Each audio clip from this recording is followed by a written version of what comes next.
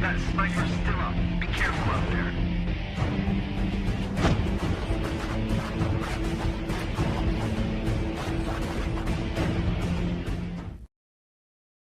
Boa noite, né?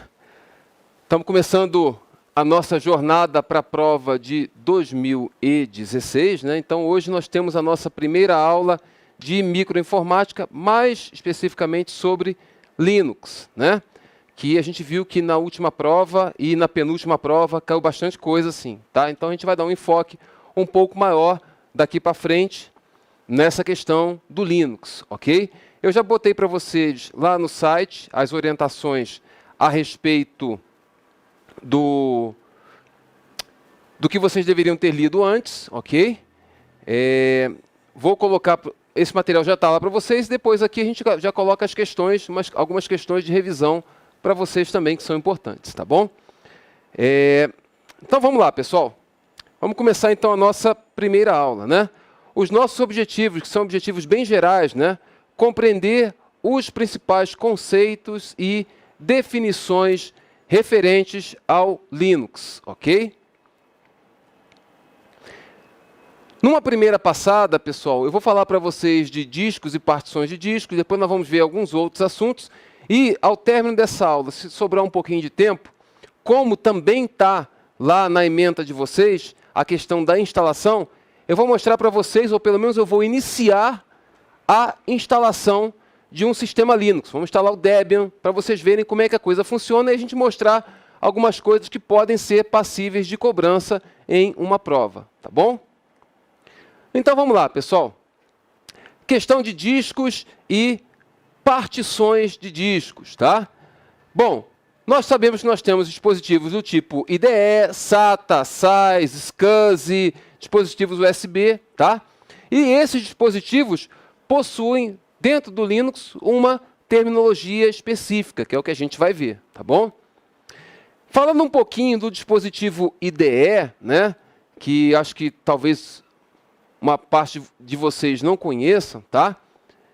As antigas placas-mães, elas possuíam esse dispositivo, essa entrada, essa porta, né, IDE, que eram duas portas na realidade, tá? Então, o pessoal que tiver um pouco mais de curiosidade, procure foto disso aí no Google, que vocês vão ver lá que haviam duas portas IDE e era um dispositivo que era conectado no seu computador. Então, os CDs, os DVDs, os próprios HDs, antigamente eles eram conectados via cabo flash, aquele cabo cinza, né? Via interface IDE. E, como eu já falei, né, essas interfaces controlavam dispositivos. Cada uma dessas interfaces, normalmente vinham duas IDEs ali, né? A gente podia conectar dois dispositivos, um HD, um CD, um DVD, dois HDs, etc. e tal, tá?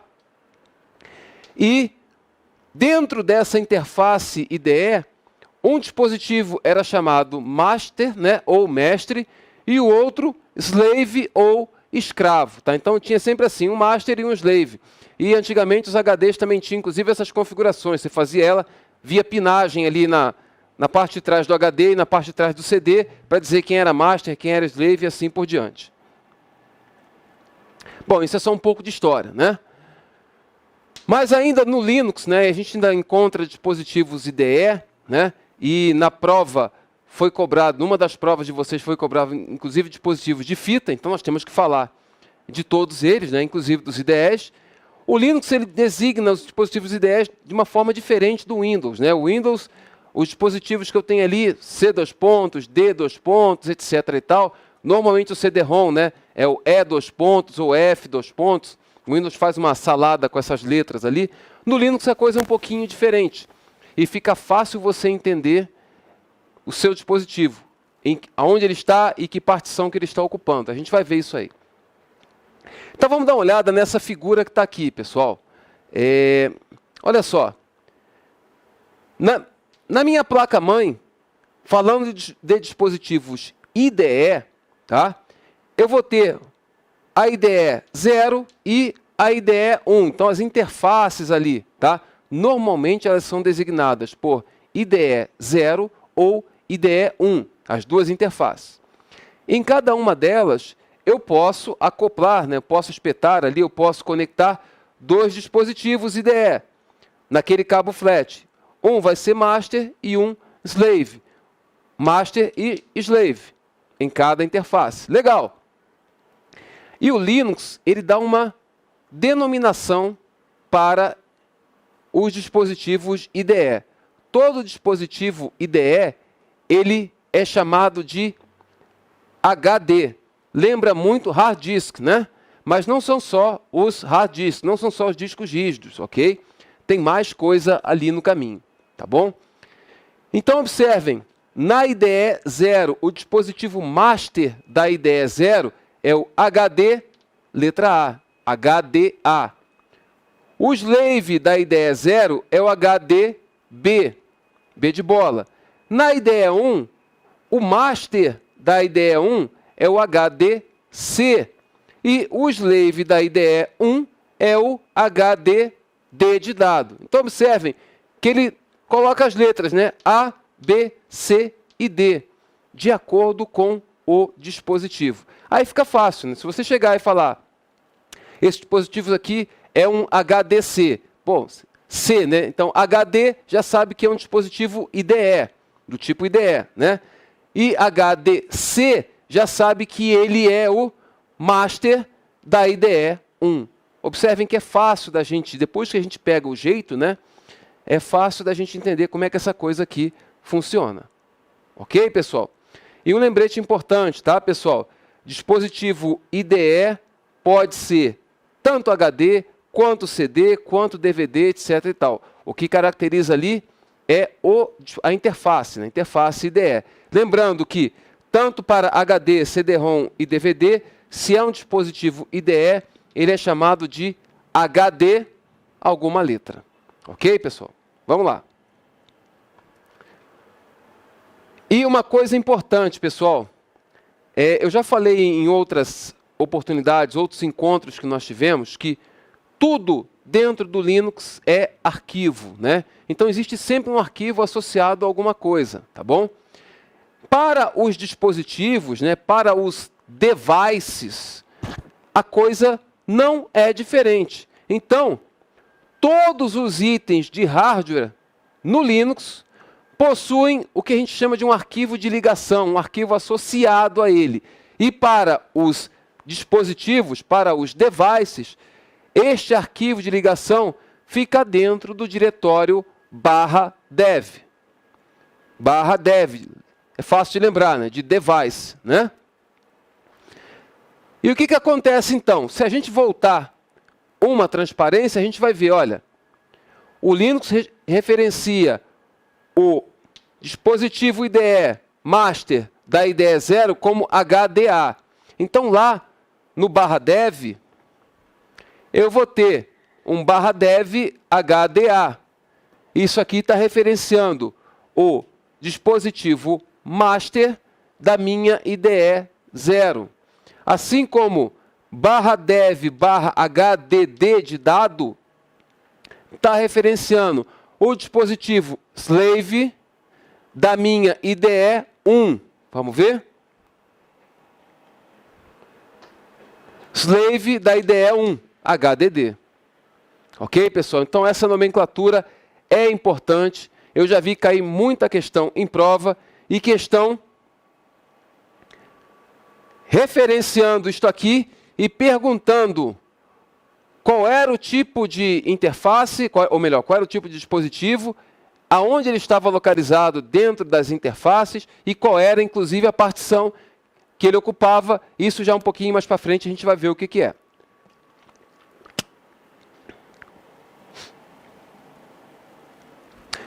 Vamos ver então como é que funciona o esquema de particionamento para discos IDE. A gente já viu como é que é o esquema de nomenclatura. Agora vamos ver como é que funciona o particionamento.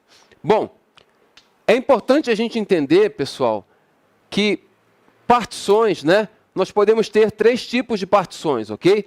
As partições primárias, as partições estendidas e as partições lógicas. E já adianto para vocês, né, essa questão aqui da partição estendida é uma enorme gambiarra que foi feita. A gente vai ver o porquê daqui a pouquinho, tá? Característica de partição primária, já vi cair isso em prova também, tá? A primeira delas, ela pode, não é que ela pode ser inicializável, ou seja, você pode dar boot por aquela partição, tá bom? E num HD do tipo IDE, eu tenho no máximo até 4 partições primárias. No máximo, não é que eu vou ter 4, eu tenho no máximo 4. Cuidado com isso, tá? A partição estendida, a gente pode encarar ela como uma grande caixa, tá? Ou seja, é um local que eu vou criar dentro do meu esquema de particionamento que vai abranger outras partições, as partições lógicas. Então, uma caixa para que eu coloque as partições lógicas dentro. Vamos colocar assim, tá? Essa partição estendida, ela não recebe dados. Isso é importante, tá? Já vi cair questão em prova dizendo que a partição XYZ era uma partição estendida que estavam gravados os dados do home do usuário. Pessoal, partição estendida não recebe dados. Imagine a partição estendida fazendo até uma comparação melhor do que uma caixa, como se fosse a moldura para um quadro. O quadro fica dentro da moldura. O quadro seriam as partições lógicas. A partição estendida, ela é apenas uma moldura, ok? E um detalhe, partição estendida, apenas uma partição estendida por disco. Eu não posso ter mais de uma, tá bom? E por fim, nós temos a partição lógica. O que é a partição lógica? É uma partição que é criada dentro da partição estendida, ok? E essa partição lógica, sim, ela pode receber dados, tá? Ela está apta a receber dados e podem existir várias partições lógicas no meu HD.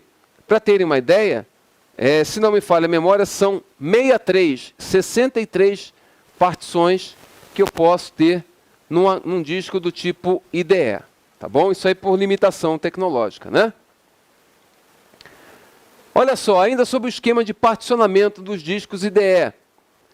Como eu já falei para vocês, né? Eu posso, no mesmo HD IDE, ter 4 partições primárias ou até 4 partições primárias e nenhuma estendida.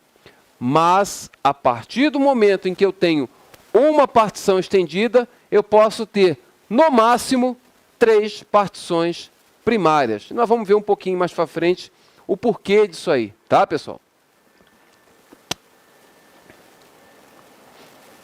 Então, olha aqui, ó. Eu coloquei para vocês uma figura para ficar bem claro essa questão, tá? Isso eu já vi cair em prova, ok, pessoal? Então, no mesmo HD do tipo IDE, eu posso ter até 4 partições primárias ou uma partição estendida e, no máximo, 3 partições primárias. E várias partições lógicas aqui, tá? Dentro da estendida eu posso ter várias partições lógicas, que é o que está colocado aqui para vocês no quadro. Ok, pessoal? Bom, vamos lá. Ainda sobre o esquema de particionamento nos discos do tipo IDE. No Linux, a gente já viu que o dispositivo IDE, ele recebe, para que eu identifique que ele é um dispositivo IDE, ele recebe a sigla HD. Então, toda vez que eu tiver HD, eu já sei que ele é um dispositivo IDE. A partir daí, ele recebe uma letra para identificar em qual interface IDE ele está conectado.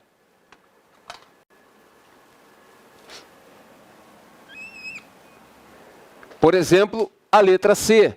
Então, eu sei que é um dispositivo IDE com a letra C, né? Então, está dizendo para mim, olha, ele é um dispositivo IDE que está conectado à segunda interface IDE, né? Ou IDE 1, né? 0, 1, né? Então está ligado na segunda interface do tipo IDE e ele é o dispositivo master desta interface. Ok, pessoal? Só disso aqui eu já sei. Então, observem a diferença do Linux para o Windows nesse aspecto, tá? Isso é importante. Tá, e como é que eu vou saber se aquela designação que eu estou vendo ali, quais são as partições que ele contém, ou qual é o tipo de partição, se é uma partição primária ou se é uma partição estendida, lógica, né? Estendida não aparece. O Linux, ele numera as partições primárias e, em consequência, estendida também, né? Se tiver, de 1 até 4. Então, se eu tiver algo do tipo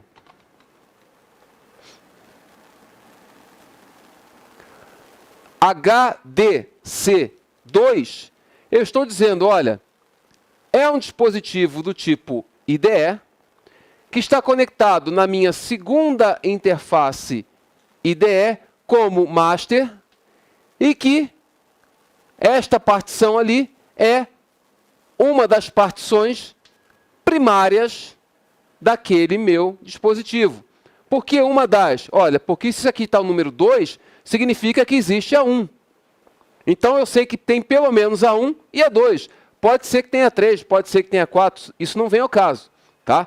Mas este cara aqui é um HD, é um dispositivo IDE, que está conectado na segunda interface, é master e é a segunda partição. É assim que a gente designa. Então dá para saber exatamente, desculpem, de qual partição eu estou falando.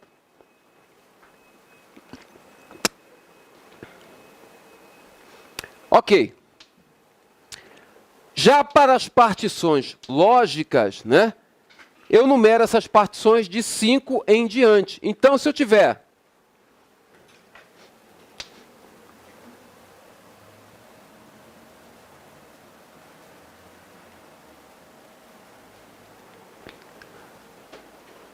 HD, B de bola, né? 6, eu estou dizendo, olha, esse dispositivo é um dispositivo IDE que está conectado na minha interface IDE, na primeira interface, né? HDB, né? E é uma partição lógica, ok? Pelo menos uma, né? Se começa a numeração de 5 em diante, se eu tenho a 6, me indica que eu tenho a 5 também.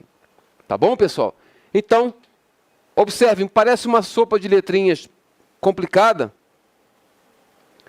mas quando a gente pega aqui o macete é tranquilo, tá? Nessa aula, pessoal, eu pretendo trabalhar bastante com vocês a questão da teoria, ok?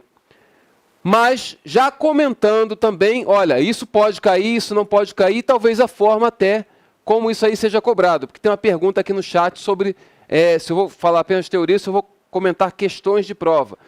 Nossa aula é teórica, mas eu vou falando ao longo da aula de como isso aí pode ou não ser cobrado. Como é que isso aqui é normalmente cobrado em prova? É colocado para você um esquema de particionamento, tá? E ele fala, olha, o dispositivo HDC2 está conectado na interface, e aí dá uma série de opções, tá? Na primeira IDE sendo uma partição primária, na segunda IDE sendo um dispositivo master com a partição lógica, e assim por diante. Quem não domina isso aqui, pessoal, se enrola, tá? Então é importante a gente ter esse macete aqui de como a coisa funciona, tá bom? E aí eu coloquei para vocês, pessoal, um quadrinho, tá? Que simula até o que eu já falei para vocês em termos de questões, tá?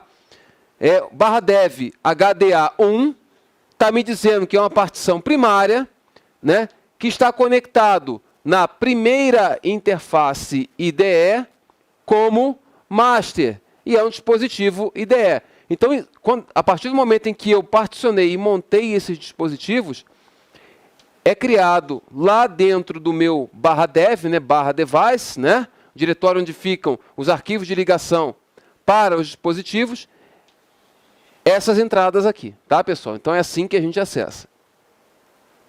É uma observação importante, tá, pessoal? No kernel 2.6 do Linux para frente, né, um HD IDE pode ter no máximo 63 partições, né, 63 partições.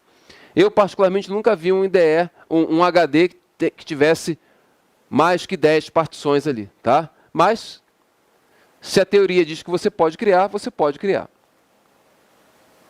Bom, falando de HD, né, de dispositivo IDE, vamos falar um pouquinho dos SCSI, dos SATA, dos SAIs e dos dispositivos USB, mais especificamente dos pendrives, né? Bom, dispositivos SCSI, SATA, SAIs, dispositivo USB, eles são tratados de uma forma geral, tá? Todos eles são tratados mais ou menos da mesma forma, tá bom? E essas interfaces SATA, né, preferencialmente ali, você não tem aquele esquema de master e slave, né? Elas vão seguir a ordem de como aquele dispositivo está conectado na sua interface. Tá? Então não tem essa questão do master e slave aqui para discos SCSI, SATA, SAIs e USB. Macete, pessoal. Guardem apenas para o IDE. O restante não tem aquela questão do master e slave. Então você não precisa se preocupar se é SCSI, SATA, etc. e tal. Tá? Você não vai ter essa questão do master e slave para SCSI, por exemplo. Fora isso aqui, essa questão de não ter o master e slave, eles vão seguir a mesma nomenclatura, né, dos dispositivos IDE. Então, olha só, eu coloquei para vocês aqui um quadrinho que ele resume, ok, a nomenclatura para dispositivos SCSI, SATA, SAIs e USB. Normalmente, os dispositivos, tá, SATA, SAIs e USB, eles têm a denominação SD, S de Sierra, D de dado, ok? Então, SD. O dispositivo SCSI, se ele for um drive, tá, ele também usa a denominação SD. Mas se for um dispositivo de fita, SCSI, ST. Aí a gente já pode colocar um maceteiro, né? Algo como SCSI tape, tape de fita, né, pessoal? E um SCSI, que é um CD ou um DVD-ROM, né, ele usa a denominação SR, R de rato, ok? Aí a gente, para guardar, pode dizer, olha, normalmente um CD e um DVD é algo que eu vou usar para gravar, né? Então, SCSI Record, ok? E um dispositivo SCSI genérico, tá? A gente pode usar a expressão SG, G de Golf, né? Então, G de generic também, tá? Então, pessoal, esse quadrinho é importante. Se não me engano, teve uma questão da própria prova de vocês, que caía uma interface SCSI e dava para matar a questão só sabendo que a nomenclatura usada, a denominação era ST. Nós temos uma pergunta aqui no chat. A questão ainda da numeração, tá? Vou voltar um pouquinho, pessoal. A questão da numeração, como eu falei, partição primária em dispositivos IDE, numeradas de 1 a 4. Partição lógica, numerada de 5 em diante. Então, esse número aqui indica qual é a partição. Neste caso aqui, o número 2 está me dizendo que é uma partição primária, que existe a partição 1 e que aquela ali é a segunda partição. Aqui, o número 6 está me dizendo que é uma partição lógica. Existe a partição 5, que é uma lógica, e tem a 6 também, tá? Então, a pergunta do Elias, ok, Elias? Então, acredito que isso aí já tenha respondido para você. Bom, pessoal, então, de HDs, né, dispositivos SCSI, é desta forma aqui que a coisa funciona, tá bom? Eu vou ver se no meu computador aqui eu tenho montado esses dispositivos e eu posso mostrar para vocês. Vamos dar uma olhadinha para a gente ver como é que esta coisa aqui vai funcionar.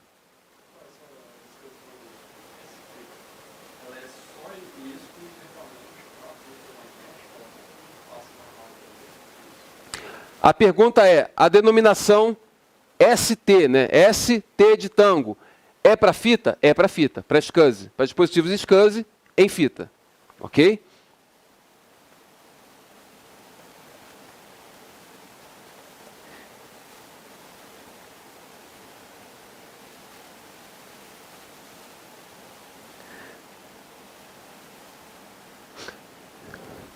Eu vou tentar mostrar para vocês, olha aqui, pessoal.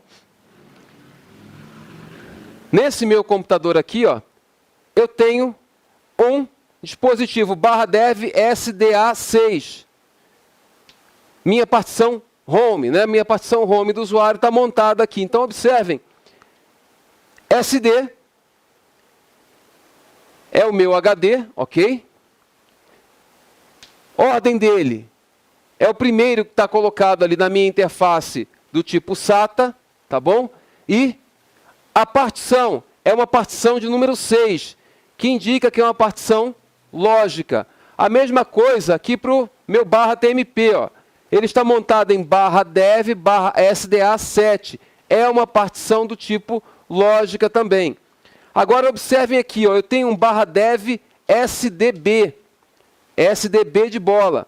O que é isso aqui? É um pendrive que por acaso eu tenho acoplado aqui ao meu computador. Então o pendrive ele colocou como SDB, ok? Este aqui está na primeira interface e esse aqui está na segunda interface. A na primeira interface, B na segunda interface. E aqui o ponto de montagem dele. Ok, pessoal? Deixa eu ver se eu tenho mais alguma coisa que eu posso mostrar aqui para vocês. Não. Em princípio...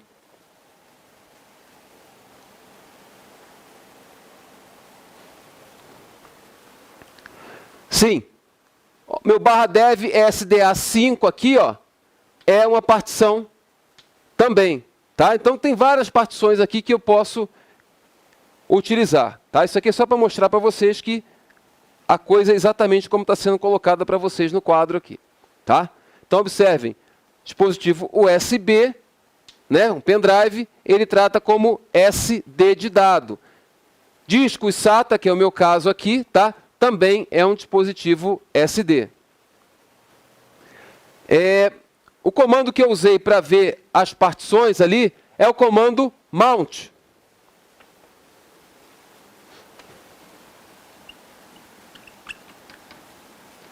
É o comando que permite, além de você executar a montagem de dispositivos, que é uma coisa que a gente vai ver um pouco mais para frente, ele também permite que você verifique quais são os dispositivos que estão montados.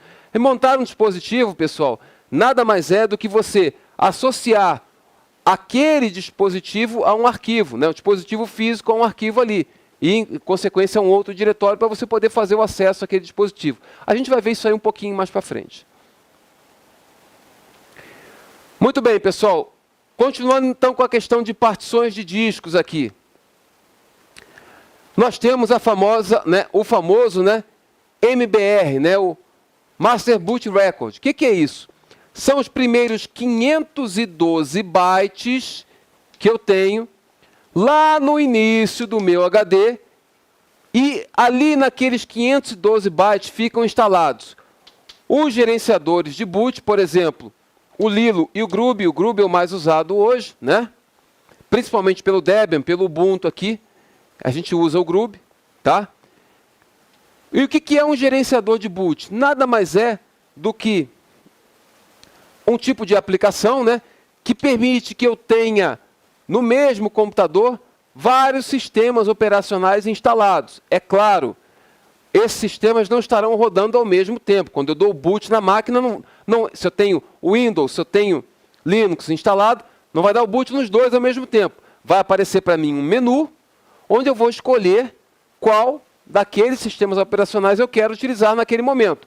Ah, estou usando o Windows, quero ir para o Linux, reinicio o computador, vai aparecer de novo o menu, e ali no menu eu escolho o Linux, ok? como eu falei para vocês, apresenta aqui a questão do menu. E nesses 512 bytes também, lá do início de cada HD, né, eu tenho o esquema de particionamento que eu uso, tá? Ou seja, a minha tabela de partições. Ok, pessoal? Então a tabela de partições fica lá.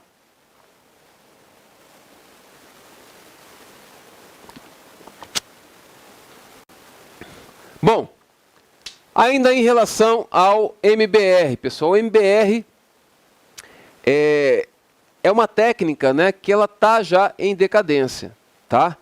Por quê? Muito mais por questões de limitações tecnológicas que ele apresenta. Uma delas é ele só permitir que eu use HD com no máximo 2 TB.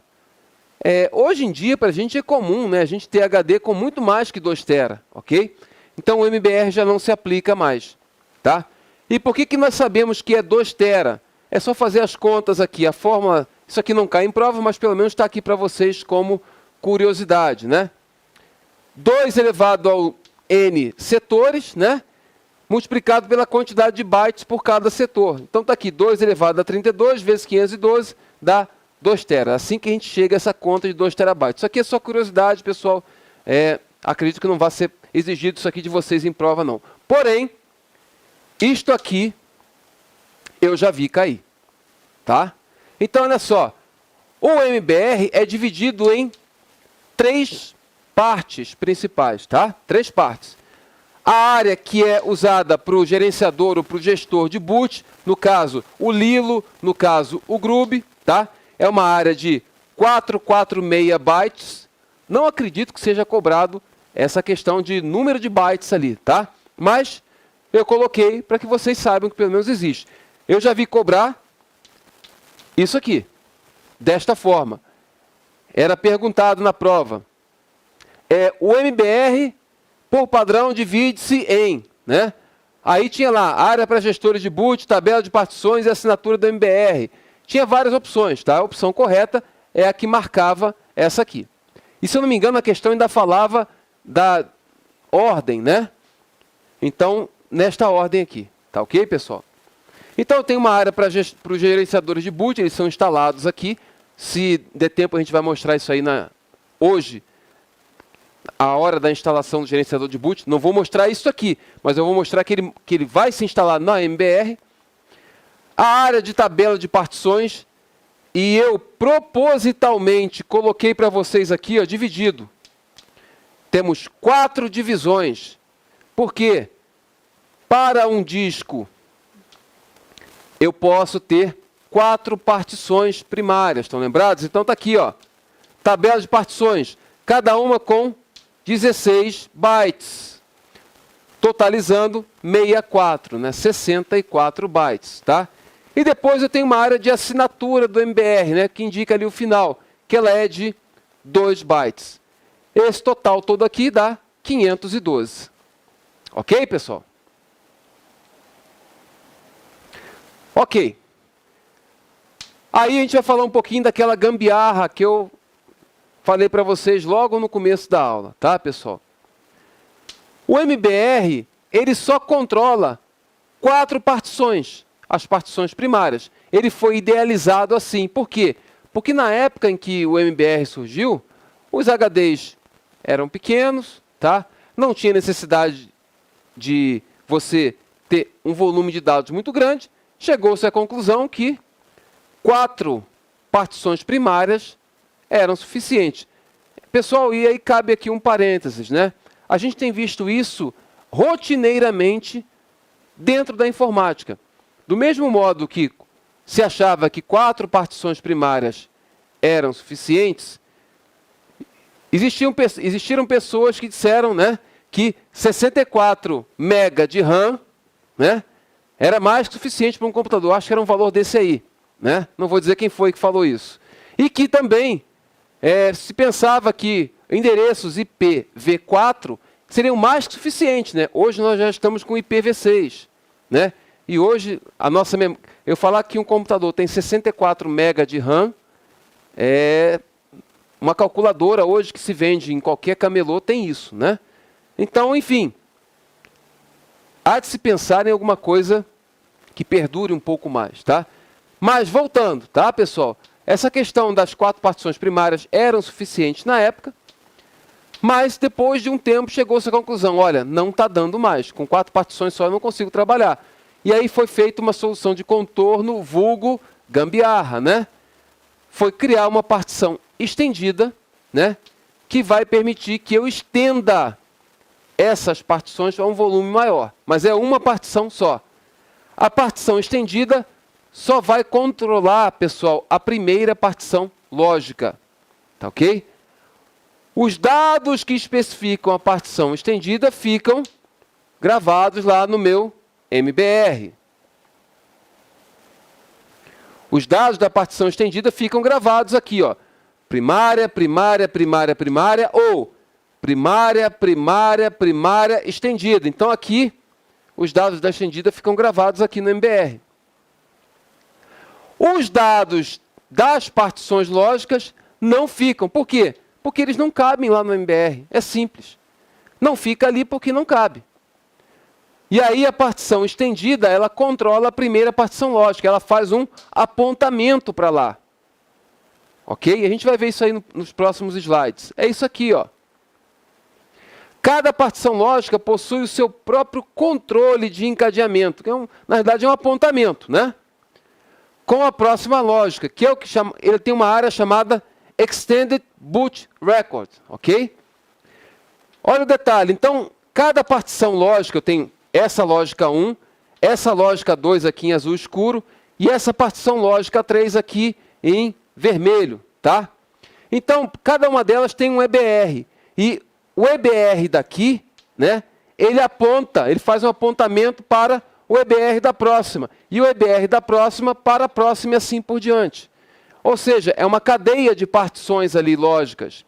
Com um detalhe, se uma dessas partições se corromper, se perder, a gente perde todo o esquema de particionamento lógico ali. Ok? Então isso é um detalhe importante em relação às partições lógicas, tá, pessoal? Então, tomem cuidado com isso aqui, tá bom?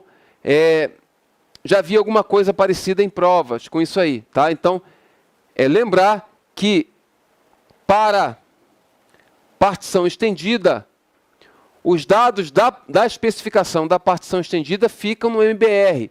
O restante dos dados das partições lógicas não ficam, ok? Não ficam. Ficam dentro da própria partição lógica, ok? E dentro da partição lógica nós temos cada partição tem o seu EBR, que além de definir a partição, ele também aponta para a próxima partição. É um encadeamento, é uma cadeia.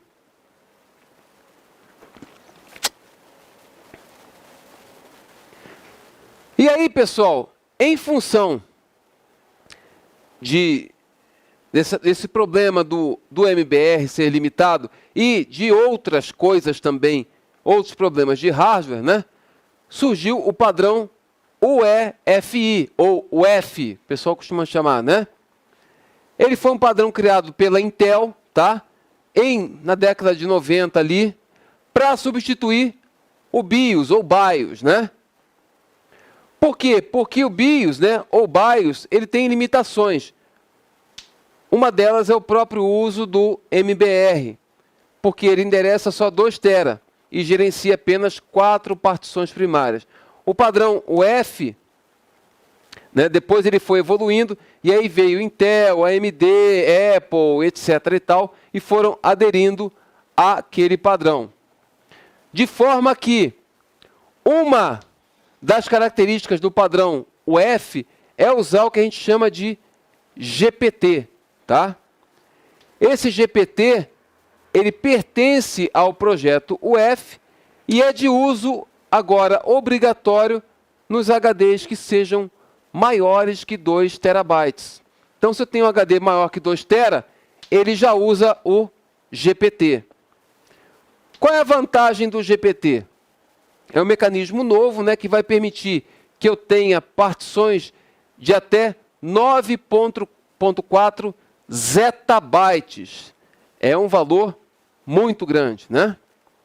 E ele me permite também que eu tenha, para cada HD, 128 partições. Então, posso ter até 128 partições ali. Já aumentou demais o número de partições, né? O gerenciador de boot, o Grub, né, na sua versão 2, que é a versão mais moderna, né, ele é totalmente compatível com o GPT. Então, ele já enxerga os HDs com mais de 2 teras no formato, utilizando, né, a técnica do GPT. E muitos HDs modernos, mesmo os HDs que são inferiores a 2 TB, eles também já saem de fábrica com o padrão GPT, mas mantém compatibilidade com o padrão MBR também, tá? E os gerenciadores os utilitários para particionamento, tipo o Parted, o Gparted e etc e tal, tá? Que são utilizados no Linux, eles também já suportam o padrão GPT, ok, pessoal? Então, isso aí é importante. Então, coisas que podem vir a ser cobradas na prova. Essa questão da diferença do GPT para o MBR. O MBR, lembrando, ele está em decadência, né? Então, o padrão atualmente é o GPT. E se os particionadores do Linux já o suportam. E se o Grub também já o suporta. Então, são coisas importantes para a gente ter em mente aí.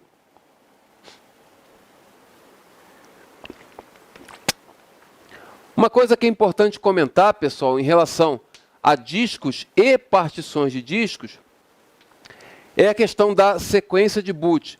Como é que é a sequência de boot? Como é que o Linux enxerga essa sequência de boot, né? Então, é feita a inicialização do seu computador. Após aquele Power On Self-Test, né, o POST, né, vai haver a procura por um gerenciador de boot, né, um bootloader qualquer. A questão é, esse bootloader foi encontrado? Se foi encontrado, o computador dá boot, né? Mas se ele não foi encontrado, o computador procura por uma partição primária que é marcada como ativa, ou seja, aquela partição primária que eu posso dar o boot com ela. Ele achou? Achou. Aí ele procura se tem um gerenciador de boot naquela partição. Se ele achou, ele dá o boot. Se ele não achou, ele continua procurando por uma partição primária marcada como ativa. E fica nisso aqui. Só que se ele realmente não achar essa partição, ele vai procurar por qualquer outro dispositivo que eu possa dar o boot. Exemplo, um pendrive, né? Se o meu computador ele está habilitado para dar boot com pendrive ou com um CD-ROM ou DVD, por exemplo, ele pode. Ele achou esse dispositivo bootável? Se ele achou, ele dá o boot. Se ele não achou, ele dá aquela mensagem dizendo, olha, não foi possível dar o boot, etc. e tal. Então, dá uma mensagem qualquer para o usuário ali, informando que não foi possível executar a inicialização, o boot do sistema operacional. Ok, pessoal? Então, essa aqui é basicamente um resumo da nossa sequência de boot ali. E aí, vamos começar a falar, então, dentro de discos e partições de discos, do File System, né? Ou sistema de arquivos. Bom, o que é um File System, pessoal? Nada mais é do que a forma como os dados são organizados e acessados pelo sistema operacional. Isso aqui não é feito pelo hardware, ok? Isso aqui é uma forma de organizar os dados para que o sistema operacional acesse e não o hardware.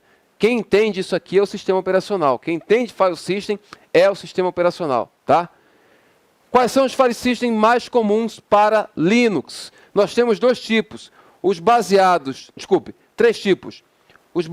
em disco, os baseados em rede e alguns File Systems especiais que são utilizados internamente pelo sistema operacional para a execução de algumas tarefas, tá? Baseados em discos.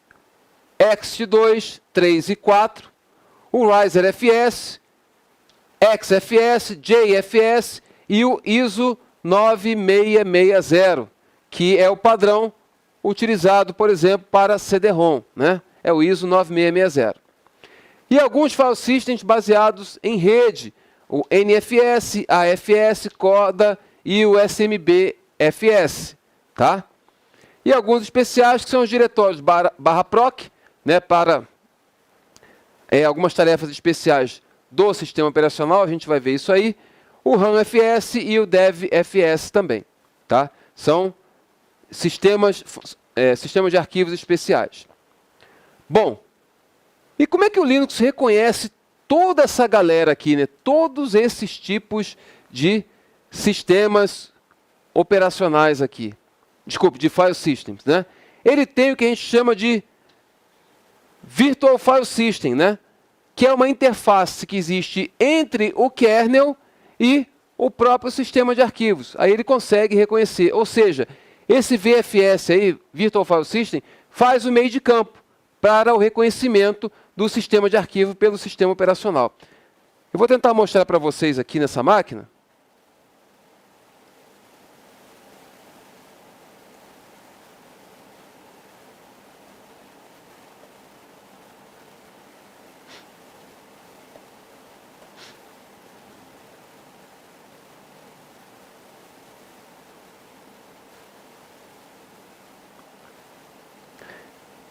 Deixa eu só aumentar um pouquinho a minha tela aqui.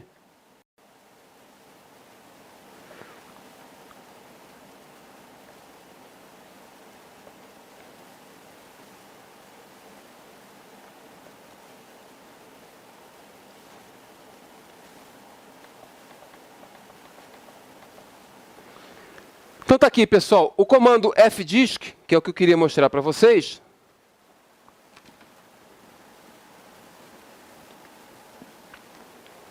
Eu estou usando ele em modo interativo.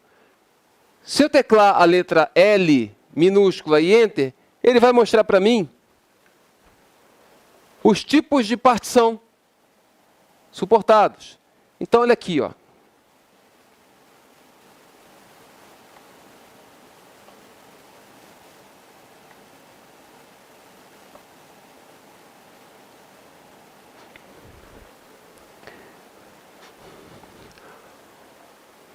Opus, FAT12, uma série de FAT16, HPFS, ONTFS, FAT32, FAT16 e por aí vai, pessoal.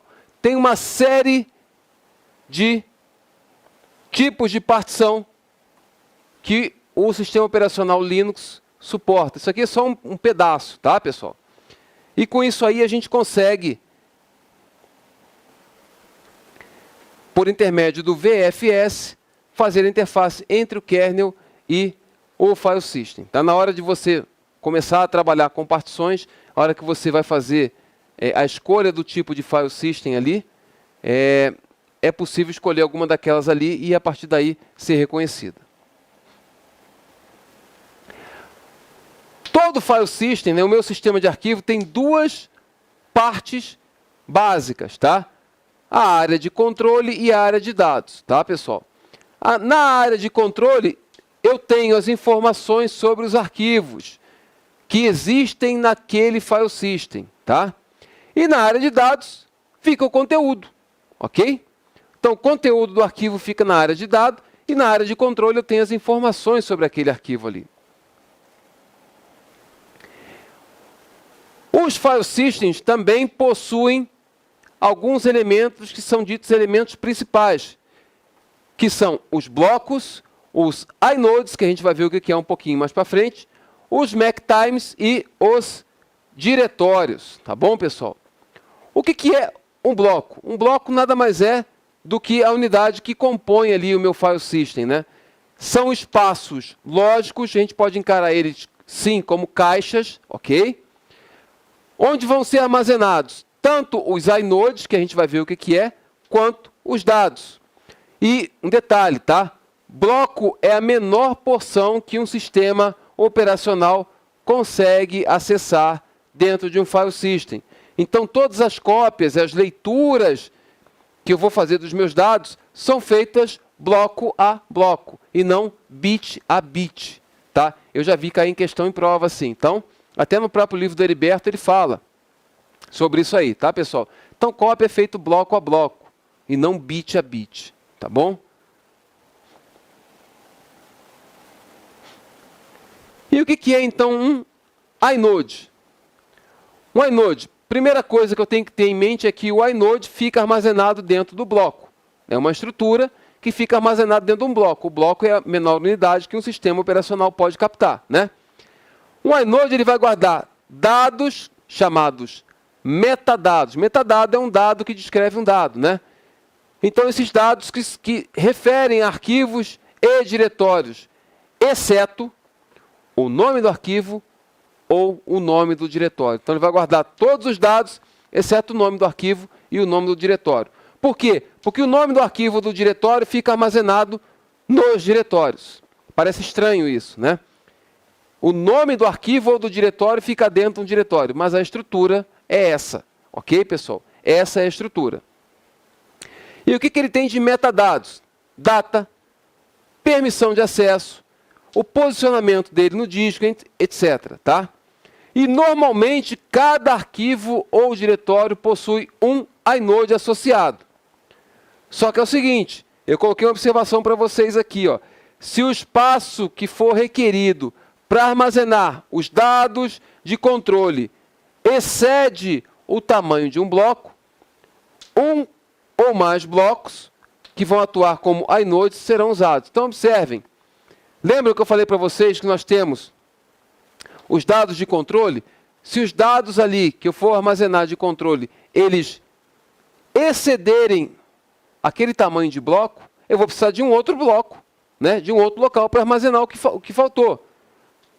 Aí eu vou usar um ou mais blocos atuando como inodes para poder armazenar isso aí. Os file systems também têm o que a gente chama de MAC times. O que são esses MAC times? Datas e horas de acesso e de modificação de arquivos e de diretórios.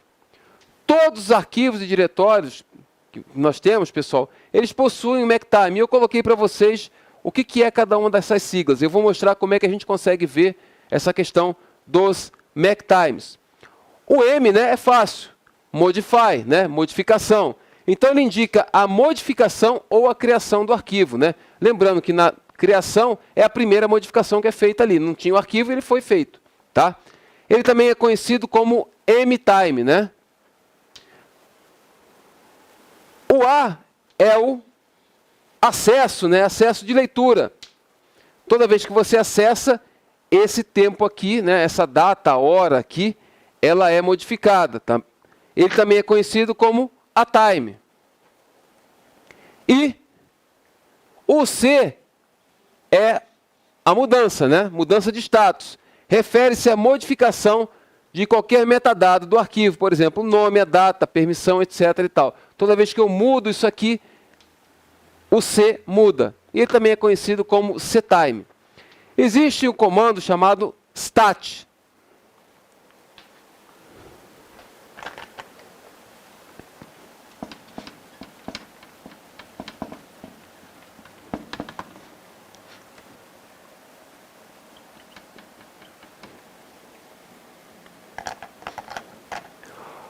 O comando stat ele é usado para você verificar os MAC times de um arquivo ou de um diretório. Vamos dar uma olhada nisso aqui.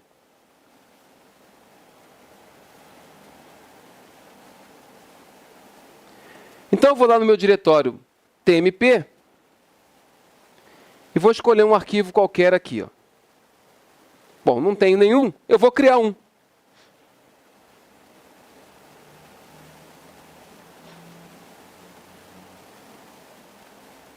Vou criar um arquivo teste.txt. Vou dar um ls e está lá. Teste.txt. Está lá o meu arquivo. Ok. Vou usar o comando stat. Tá? Vou limpar a tela aqui. Vou usar o comando stat no meu arquivo teste.txt. Vamos dar uma olhada nele. Olhem o que ele vai me dar de informação. O arquivo é o teste.txt, ele tem um tamanho de 3 bytes, né? Ocupa 8 blocos, ok? É um arquivo comum. O inode dele é o inode de número 74, ok? As permissões de acesso deles estão aqui. Quem é o dono e quem é o grupo daquele arquivo. E aqui, ó, o MAC-time dele. Ok? Ele foi modificado em 9/10/2015, às 19h03h32. A data de mudança e a data de acesso dele também são as mesmas. Por quê? Porque ele foi criado nisso aqui. Ok? Então ele seta todas aquelas datas. Vamos fazer uma mudançazinha nele.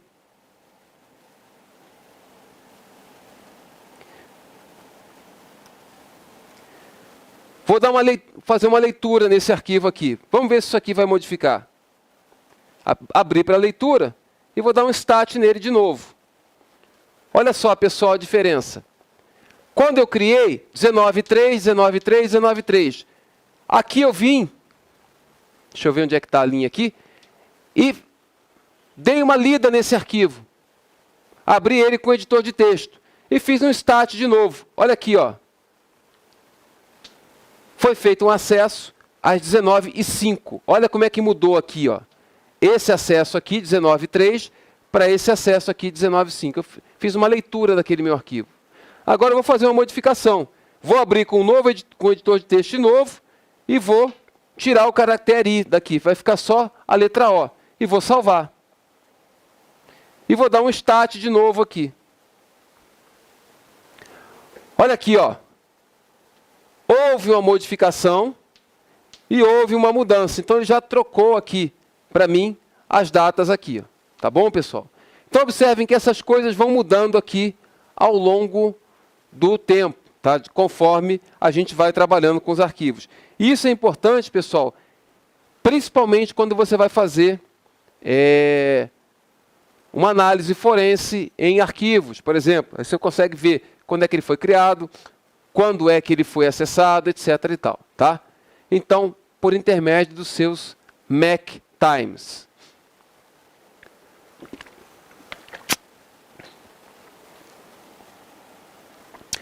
Ainda em relação aos file systems, nós temos os diretórios. O que é um diretório, pessoal? Diretório nada mais é que uma abstração, tá? Por quê? Diretório nada mais é que um arquivo. É um arquivo que contém os nomes dos outros arquivos. Pô, Cláudio, mas é isso mesmo? É. Olha só. É fácil da gente mostrar isso aí.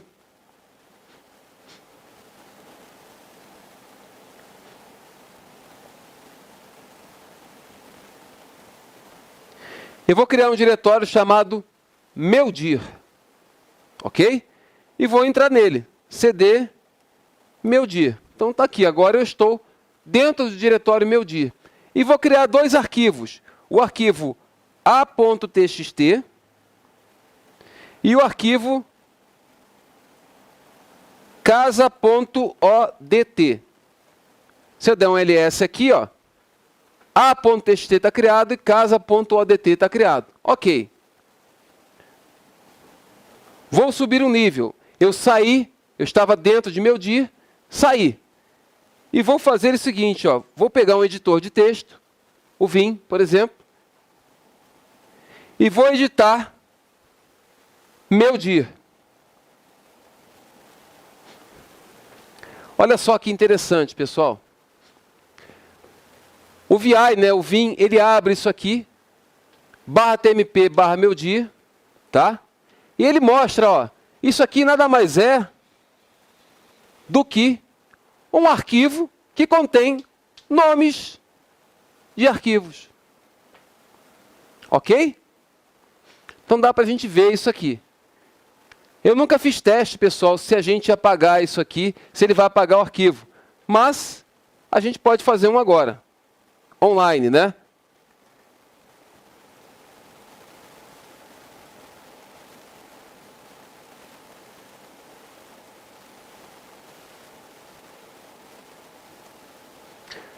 Acabei de criar um diretório aqui chamado ABC, dentro do editor de texto. Vamos ver se isso aqui funcionou realmente.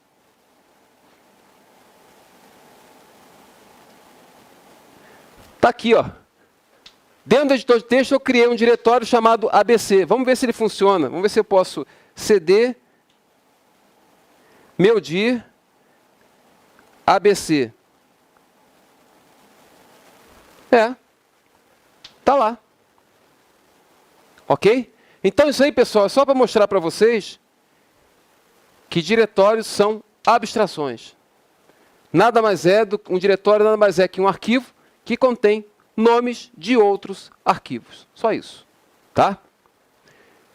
Cada diretório é controlado por um inode. Por quê? Porque um diretório é um arquivo. Se um diretório for muito grande, se ele contiver muitos arquivos e muitos diretórios, o seu controle pode ser feito até por mais de um inode, mas não é o mais comum. Tá? O mais comum é que cada diretório seja controlado por um inode. Ok, pessoal? Vamos falar um pouquinho, então, de file systems do tipo jornalados, né? O journaling. O que é isso? File systems jornalados, eles são file systems que são preparados, né? Que já vêm de fábrica, né? Vêm do desenvolvimento para recuperação de dados. Então, eles têm algum dispositivo, algum mecanismo que permite ou auxilia essa recuperação de dados em caso de, por exemplo, de uma queda de energia, ok?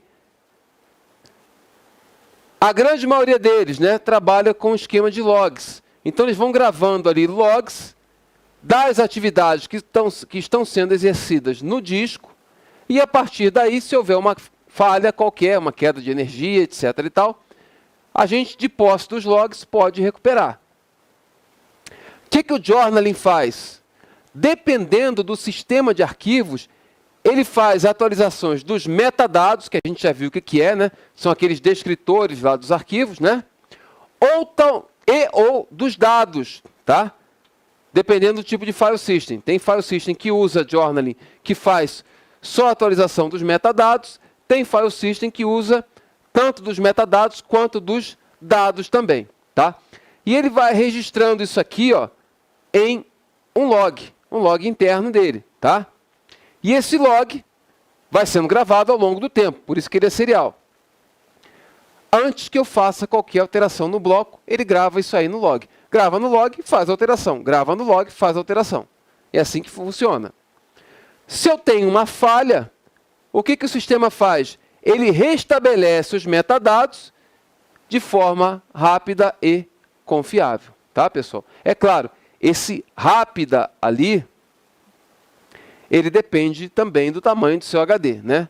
Se eu tenho um HD de petabytes ali, vai demorar um pouquinho mais do que um HD de 512 mega, por exemplo, né? Então, tem ali as suas limitações de velocidade em função do tamanho também. E quais são os file systems mais comuns para o Linux, né? ext2, 3, 4, VisorFS, JFS e XFS. Pessoal, ext4 e ext3 são os mais usados. Hoje em dia, muito mais o ext4, né, que é a evolução do ext3. O RiserFS, ele, por uma série de problemas aí, inclusive com o próprio mantenedor barra desenvolvedor do Riser, né, que foi preso e por aí vai, ele caiu em desuso, tá? E o JFS e o XFS, eles são muito específicos. A gente vai ver um pouquinho sobre cada um deles aí. Eu montei para vocês um quadro.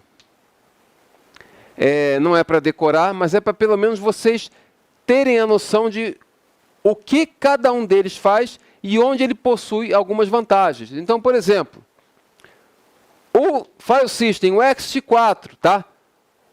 Para arquivo pequeno, o tempo de criação dele é baixo. Então, se ele, para arquivos de tamanho pequeno, ele rapidamente cria um arquivo, o tempo de criação é baixo.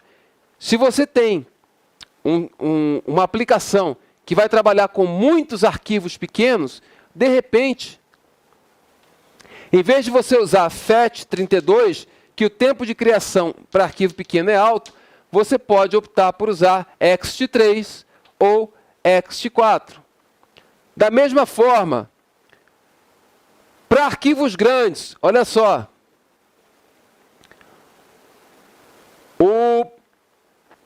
Vamos ver um outro aqui. O JFS para arquivo grande, o tempo de criação dele é baixo. Mas o NTFS é muito alto. Ok, pessoal? Então, com isso, com essa tabela aqui, dá para você já começar a pensar, ó, minha aplicação vai usar arquivos grandes, são arquivos de, por exemplo, vou fazer uma partição só para fazer cópia dos meus DVDs. Então, arquivos em um único arquivo grande. Se for usar NTFS, vai demorar mais do que se você usar, por exemplo, um JFS, que o tempo de criação é bastante baixo ali. Tá? Então, isso aqui, pessoal, é só uma referência para vocês. A mesma coisa, eu coloquei aqui para algumas coisas em termos de tamanho máximo e tamanho mínimo do arquivo. Desculpa, nome do arquivo e tamanho máximo do arquivo e o tamanho da partição. Então, observem, o ext4 ele se destaca em relação aos demais, porque a grande maioria deles, né, tamanho máximo do nome do arquivo, 255 caracteres, né? Fica em torno disso aqui. Porém, quando eu falo do tamanho máximo do arquivo, a gente pode ver que o FAT32, 4 GB. O ext4, 16 TB. O NTFS, 16 exabytes, né? O XFS aqui, ó, 8 exabytes, ou seja, bem grande também. E o tamanho máximo de partição aqui, ó, o ext4 é 1 exabyte. O XFS são 8 exabytes. Então você vai ter que ver como você vai trabalhar com isso aí.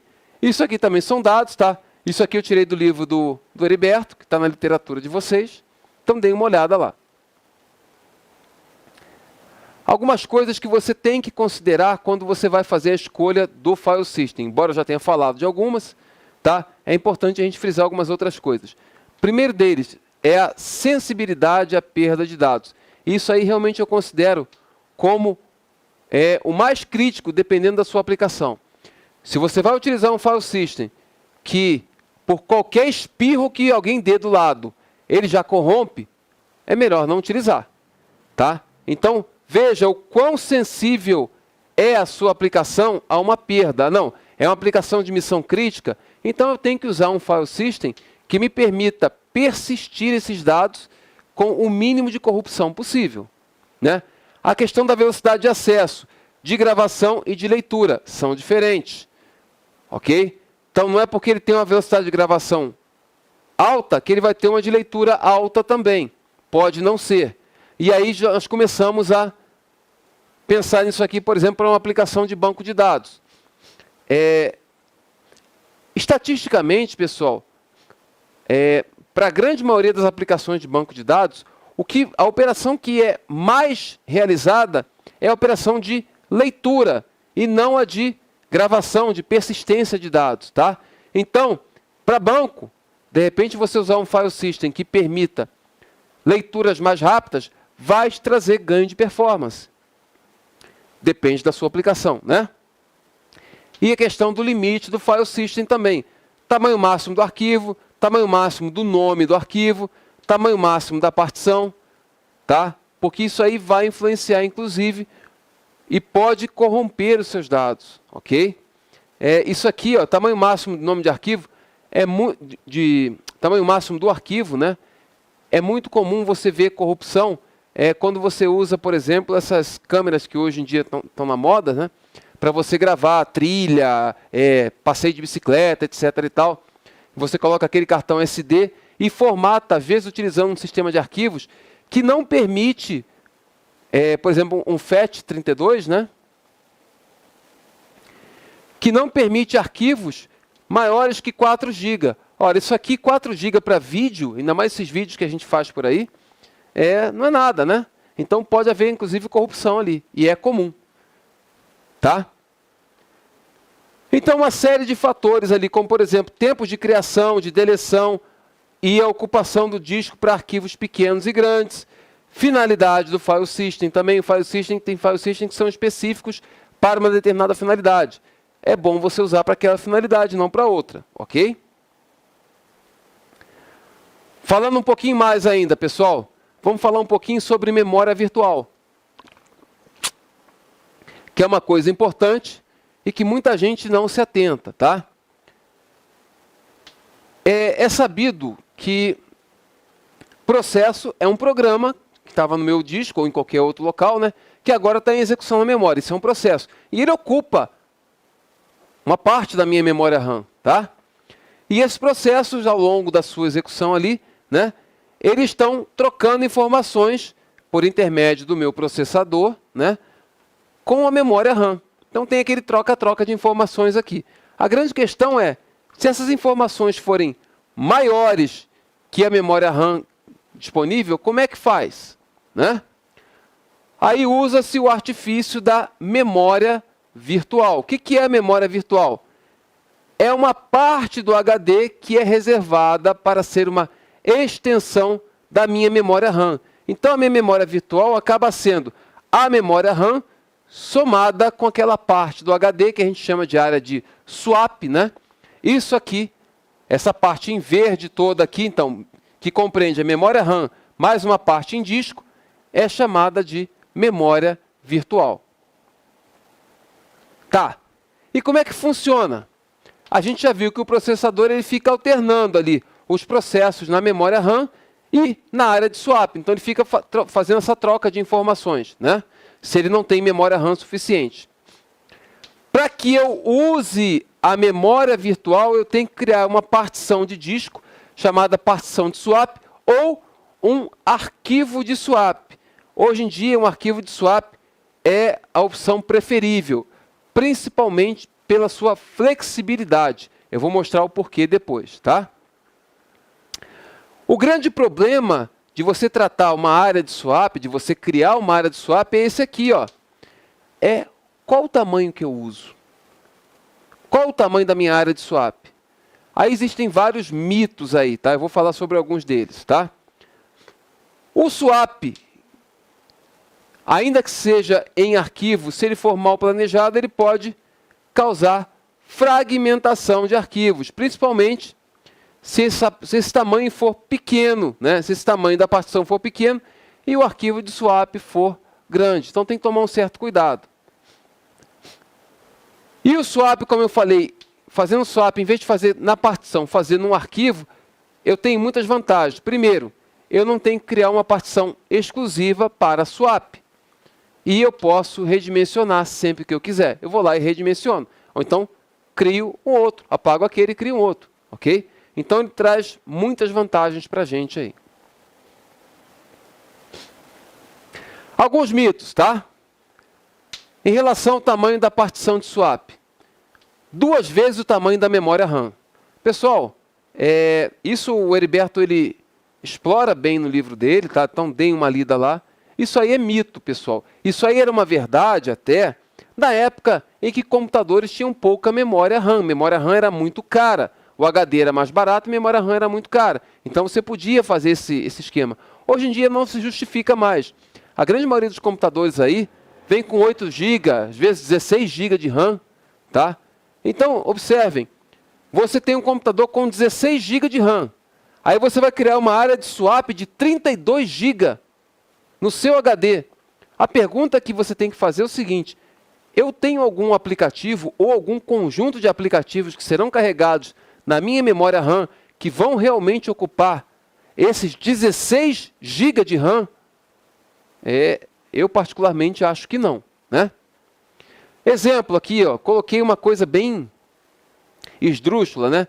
Se um computador tem 128 GB de RAM, eu vou criar uma partição com o dobro daquele tamanho? Não se justifica, né?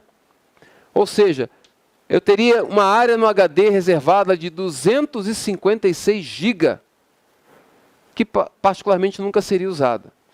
E como é que a gente faz isso? Como é que a gente dimensiona essa partição de swap? Eu tenho que medir, não tem jeito. Eu tenho que fazer medição ali, tá? Eu vou verificar quais são os requisitos de memória RAM que o meu programa vai utilizar, qual é o tipo de atividade do sistema a ser instalado, qual a quantidade de acessos remotos e acessos locais que vão ser feitos, que isso aí também consome memória, né?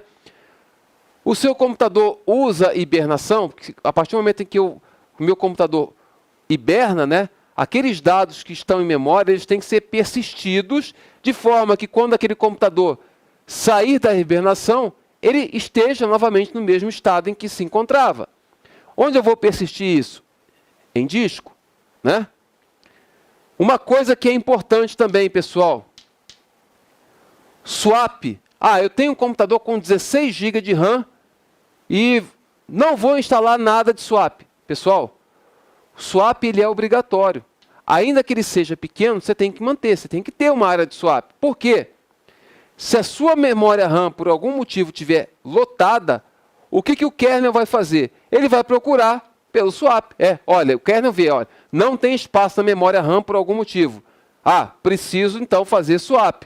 Cadê a área de swap? Não tem área de swap. Ele pode entrar em kernel panic e aí o seu sistema vai travar. Ok? Então, swap é obrigatório, ainda que seja pequenininho. No meu computador aqui, se eu não me engano, eu tenho uma partição de swap.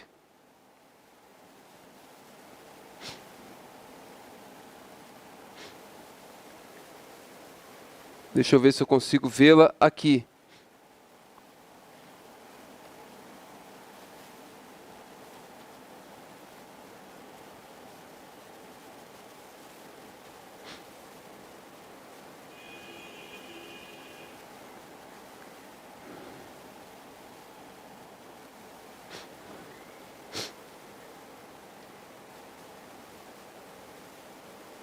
Aqui, ó.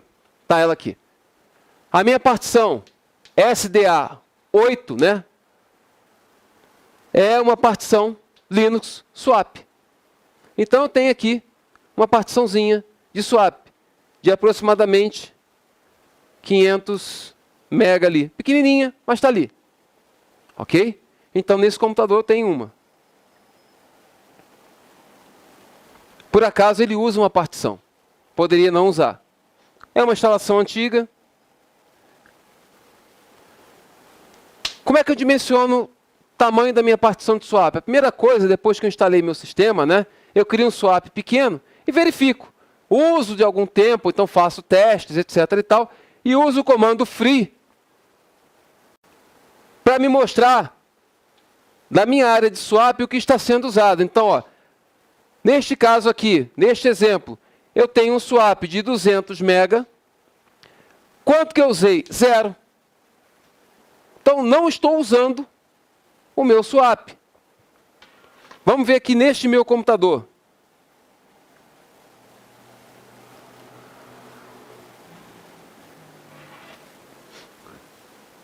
Olha só, eu tenho uma área de swap de 530 MB. Quanto que eu usei? 0. Quanto que está livre? 530. Eu estou aqui, tem um banco de dados rodando, com certeza tem. Tá? Tem uma aplicação web rodando aqui, um servidor web rodando nessa máquina também. E algumas outras coisas. Mais o ambiente gráfico, etc. e tal. E observem, da minha memória, eu tenho 3 GB de memória nessa máquina. Estou usando 1. Tenho livre 2. Então, meu swap nunca está sendo usado. Eu botei um swap pequeno ali. Estou pensando já até em tirar. Tá?